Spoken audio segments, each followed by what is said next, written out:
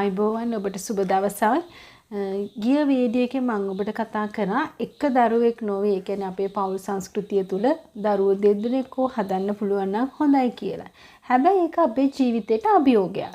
ලොකු අභියෝගයක්. මොකද එක දරුවෙක් තියාගෙනම දැන් මට ඇහෙන දෙයක් තමයි මගේ මේ වෙන දෙමාපියෝ කියන දේ තමයි දැන් මෙතන ඒ ළමයි ගොඩාක් දැක්කම කියන අප්පෝ ටීචර් අපිට මේ එක ළමයෙක්ම බලා ගන්න බෑ. අපි කොහොමද ටීචර් තවත් දරුවෙක් හදන්නේ? එහෙම නැත්නම් අපි කොහොමද මේ ටීචර් වගේ නම් කියන්නේ ටීචර් නම් ඔය පුරුදු වෙලා අපිට නම් ඔහොම බෑ කියලා. ඉතින් මේක ඇත්තටම පාසල තුල ළමයා බලන ක්‍රමයයි නිවස තුල ළමයා බලන ක්‍රමයයි බොහෝ වෙනස්නේ. ඒතර ඉතින් දෙමාපියෝට තියෙන දේ තමයි අනේ මේ එක දරුවෙක්වත් බලා ගන්න බැරි අපි කොහොමද තව දරුවෝ දෙතුන් දෙනෙක් හදන්නේ කියන එක. ඒක ඇත්ත.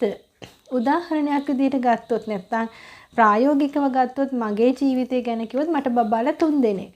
මට දුවයි පුතාලා දෙන්නෙක් කියනවා. මගේ පුතාලා දෙන්න අවුරුද්දක පරතර. ඉතින් මම ඒ දෙන චූටි කාලේ ගොඩාක් අපහසු අත්දැකීම් වලට මුහුණ දුන්නා. ඒ කියන්නේ අවුරුද්දක පරතරයක් වුණාම එක්කෙනෙකුට ෆීඩ් කරන්න ඕනේ, එක්කෙනෙක් නිදි කරන්න ඕනේ. අර ඒ දෙන්නගේ තරංගේ දෙන්න බලා ගැනීම. එතකොට මේ හැම දෙයත් එක්ක මම ගොඩාක් අභියෝග වලට මුහුණ දුන්නා.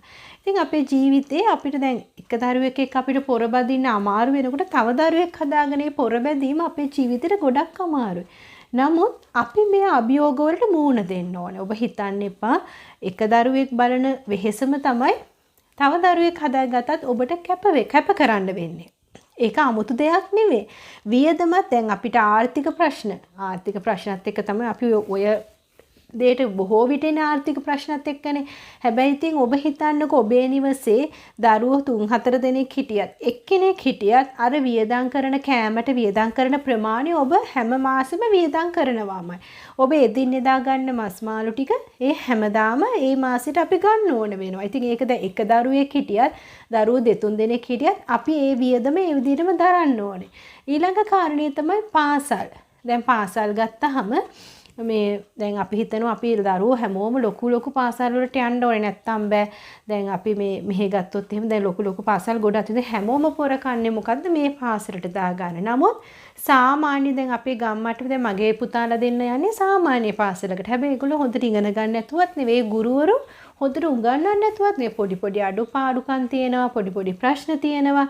නමුත් අපි ඒ අඩුපාඩු වෙන දේවල් පිටින් මේගොල්ලන්ට ලබා දෙනවා.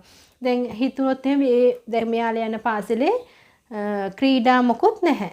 නමුත් අපි ඒක වෙනම ආකාරයෙන් මේ දරුවෝ දෙන්නට ලබා දෙනවා.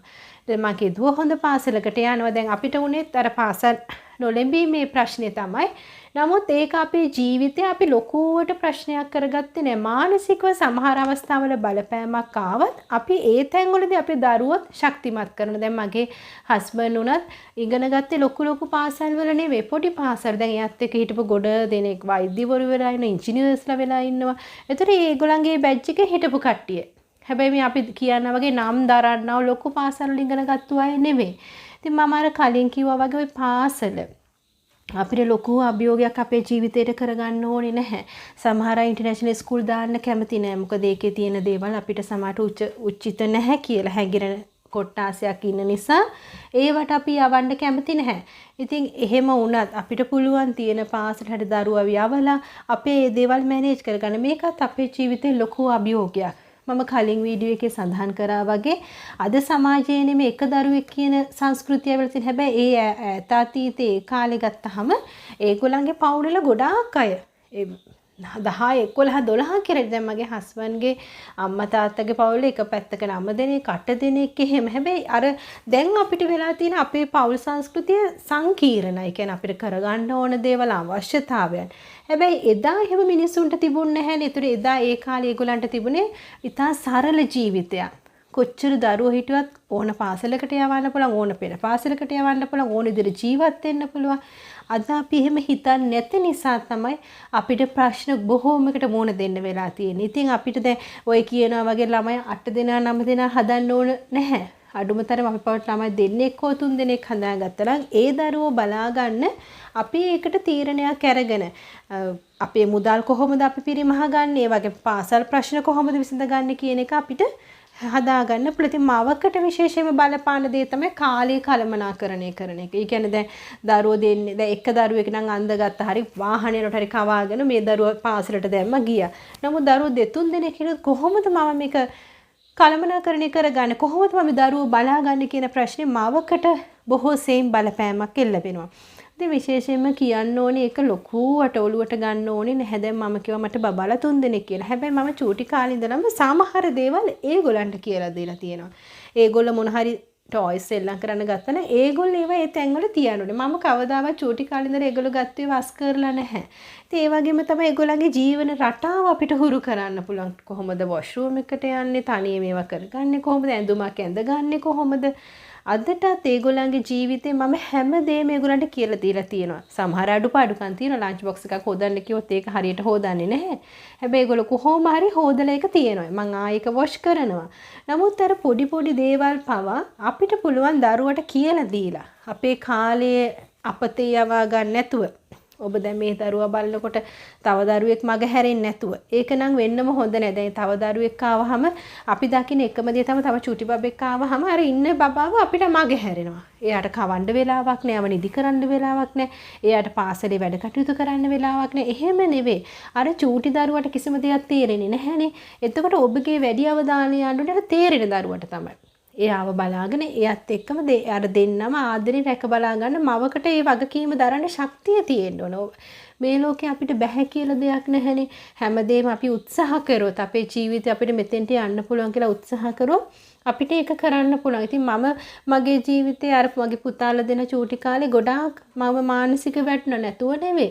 මට ප්‍රශ්න ආවා. හැබැයි මම මගේ ජීවිතේ හිතපු දේ තමයි මම මේ දෙන්නව ඒ කියන්නේ කොහොම හරි දෙන්නටම ආදරේ දෙලා ඒ හරියට හදා ගන්නවා. ඒ කියන්නේ මොන ප්‍රශ්නවද මම කවදාවත් ඒ දෙන්න චූටි වුණාට මම ගෙදර වැඩ අතපසු කරෙත් නැහැ. ඒ වගේ මම හස්බන්ඩ්ට කරන්න ඕන වැඩ ටික අතපසු කරෙත් නැහැ. මගේ දුව එතකොට ලොකුයි. මම දුවගේව අතපසු කරෙත් නැහැ. හරිම අමාරුයි වෙහෙසයි. නමුත් මම අර කාලෙත් එක්ක මගේ හැමදේම මැනේජ් කරගත්ත මේ විදිහට මේ දේවල් කරගත්තොත් මට පුළුවන් මේ දරුවෝ 3 දෙනා මේ විදිහට බලා ගන්න කියලා. ඉතින් අදටත් ඒගොල්ලෝගේ සමහර දේවල් මම ඒගොල්ලන්ට කරන්න කියලා දීලා තියෙනවා. ඉතින් මම ඔබට මේ දේ කිව්වේ මගේ පවුල ගැන කියන්න නෙවෙයි. නමුත් මම ඔබට මේ දේවල් කිව්වේ ඔබටත් පුළුවන් දරුවෝ එක්කෙනෙක් හෝ දෙන්නෙක් ඉන්නවනම් ඒ කාලේ කළමනාකරණය කරගන්න. මම මේ වෙලාවේ මේ දේවල් කරනවා. මම දරුවට මේ දේවල් උගන්වනවා. මගේ හස්බන්ඩ් මට මේ දේවල්ට උදව් කරන්න ඕනේ. හරි එහෙම අපි බෙදාගත්තා නම් අපේ පවුල තුල පුළුවන් අපිට ඒ ජීවිතේ ගොඩනගා ගන්න. ඉතින් මම හිතනවා දරුවෝ එක්කෙනෙක් හිටියත් දෙන්නෙක් හිටියත් 5 දෙනෙක් හිටියත් ඒ අභියෝගයේ එක හා සමාන එක මම හිතන දේ. ඉතින් ඒක ඔබටත් හිතන්න පුළුවන් නම් දැන් ඔබ දකින්න ඇති වෙනත් රට නැත්නම් සෞදි අරාබි රටවල ඒ වගේම අප්‍රිකානු රටවල ඒගොල්ලන්ගේ සංස්කෘතිය දරුවෝ ගොඩාක් හදන සංස්කෘතියක් තියෙනවා. සීමා කරන්නේ නැහැ. ඉතින් අපේ රටෙත් සමහර අවස්ථාවල එවැනි තත්ත්වයන් අපි දැකලා තියෙනවා. ඉතින් අපි පමණක් ඇයි මේ දරුවෝ අපේ මේ පෞල් කුඩුම්බිය තුල දරුවෝ සීමා කරලා එක දරුවෙක් පමණක් අපිත් එක්ක ජීවත් වෙන්න ඕනේ කියන මතයට එන්නේ. අපි ඒකෙන් එළියට ඇවිල්ලා ඒකෙන් වෙනස් වුණා නම් අපිටත් පුළුවන් මේ සමාජය වෙනස් කරන්න. මේ හැඟීම් වෙනස් කරන්න. ඒ දරුවන්ගේ හැඟීම් දරුවන්ට ආදරේ පිරුණු හදවතක් දෙන්න. ඉතින් එවැනි සමාජයක් අපිත් ගොඩනගමු. අපි එකතු වෙලා ඔබට පුළුවන් ඔබේ හැඟීම් ඒ පාලනය කරගෙන ඔබ මේක ප්‍රතික්ෂේප කරත් අයියෝ මේක දරුවෙක් විතරයි මට ඕනේ. මට බෑ මේක මේ ජීවිතේ කරන්න කියලා. එහෙම හිතන්නේ නැතුව ඔබ යහපත්ව හිතන්නේ නෑ මට මෙහෙම කරොත් මගේ ජීවිතේ මට මෙහෙම කරන්න පුළුවන් කියලා හිතලා ඔබේ ජීවිතේ ඔබේ පවුල ඔබ ගොඩනගන්න. ඉතින් ඔබේ දරුවට ඔබේ දරුවා තනි නොකර තවත් දරුවෙක් ඔබේ පවුලට එක් කරගැනීමේ අභියෝගය ඔබ බාර ගන්න. ඒ එන්නව හැම අභියෝගයක්ම යහපත් කියලා හිතලා ඔබ ඒවට මුහුණ දෙන්න. එතකොට පුළුවන් ඔබට ඔබේ ජීවිතේ ජය ගන්න. දරුවෝ එක්කෙනෙක් හෝ දෙන්නෙක් හිටියත් ඔබට පුළුවන් ඔබේ ඒ ජීවිතේත් ඔබට ජය ගන්න. ඉතින් ඔබ මේ මම කියනවා කියලා ඔබේ පවුලේ තව දරුවෝ හදන්න ඕනේ කියලා හදන්න කියනවා නෙවෙයි මම කියන්නේ ඔබේ පවුල ගැන තීරණය ගන්නනේ ඔබ හස්බන්ඩ් වයිෆ් ඔගොල්ලෝ තමයි ඔයගොල්ලන්ගේ පවුලේ තීරණය ගන්න ඕනේ. නමුත් මම ඔබට කියන්නේ මම මේ මගේ ජීවිතේ දැක්ක දේවල් මගේ අත්දැකීම් අපේ නෑදෑයෝ පවා ඉන්නවා. අපේ පවුලල කට්ටිය පවා ඉන්න තනි පවුල.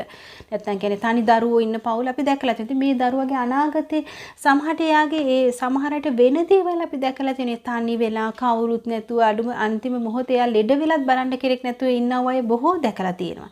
ඉතින් ඒ දරුවා සමහරට දැන් ඔබට එක දරුවෙක් ඉන්නවා ඔබ ඒ අනාගතේ දකින්න නැති වෙන්න පුළුවන්. ඔබ ඔබ දන්නේ නැහැ දරුවට මොනවා වේද, යා කොහේ ඉඳීද, කවුරු යට උදව් කරයිද කියලා ඔබට සමහරට ඒකත් ඔබට පේන්නේ නැති වෙයි. නමුත් මම ඔබට මේ දේ ගැන කතා කරන්නේ අපේ සමාජයේ මම දැකපු දේවල්, මගේ පවුල නැත්නම් මගේ හස්බන්ඩ්ගේ පවුල තුල සමහර අයගේ ජීවිත දැකපු දේවල්, අපේ සමාජයේ මේ අපේ පෙර පාසල තුල අපි දකින්නව දේවල් තුලින් අය අත්දැකීම් තුලින් මම ඔබට කතා කරන්නේ. ඉතින් ඔබේ දරුවා ගැන ඔබ තීරණයක් ගන්න. ඒ දරුවා ඔබ තනි කරනවද? නැත්නම් ඔහුට හෝ ඇයට තවත් සහෝදරයෙක් හෝ සහෝදරියක් ඔබ ලබා දෙනවද? ඔවුන්ගේ ජීවිතයේ අත්වැලක් වෙන්න. ඒක තීරණය කරන්න ඕනේ ඔබ. ඉතින් ඔබ තීරණය කරන්න ඔබේ ජීවිතය ගැන, නැත්නම් ඔබේ පෞල් ජීවිතය ගැන, ඔබේ දරුවාගේ අනාගතය ගැන ඔබ තීරණය කරන්න. ඔබට බොහොම ස්තුතියි.